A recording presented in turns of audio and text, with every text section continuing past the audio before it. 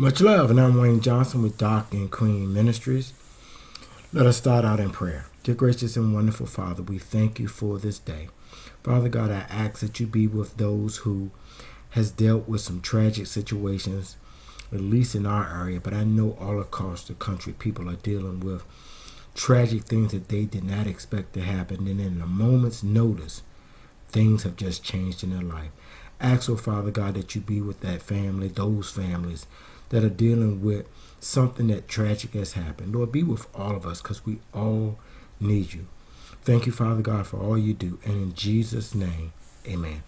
So I'm going to come on today from Matthew chapter 25. I'm going to do verses 1 through 13. And it reads, "At that time, God's kingdom will be like 10 girls who went to wait for the bridegroom. They took their lamps with them. 5 of the girls were foolish, and 5 were wise. The foolish girls took their lamps with them, but they did not take extra oil for the lamps.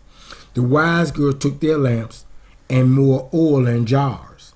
When the bridegroom was very late, the girl could not keep their eyes open, and they all fell asleep.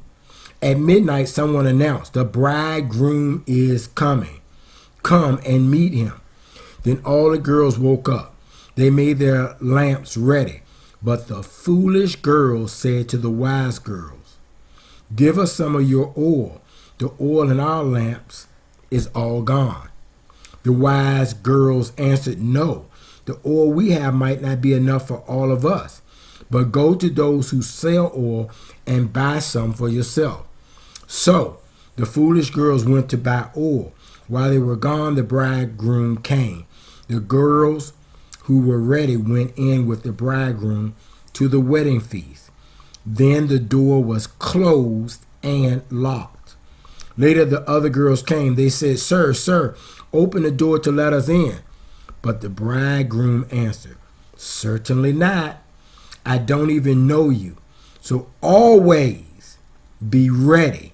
You don't know the day or the time when the Son of Man will come.'" And I'm going to read that 13 again because that is the key verse here. So always be ready. You don't know the day or the time when the Son of Man will come.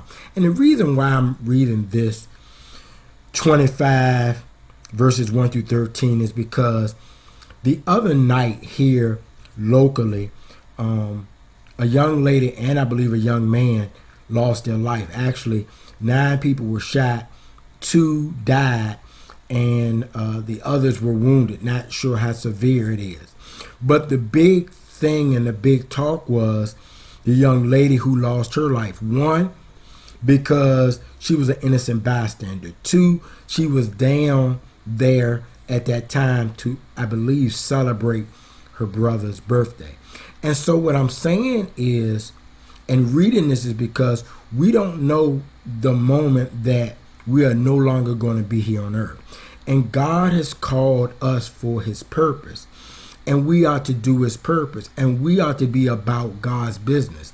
I know me, just like me, possibly you, we all get a point that we all feel like just living for ourselves, doing what we want to do, doing what others want us to do. But we need to be about the business of God because we don't know when God is going to call us home.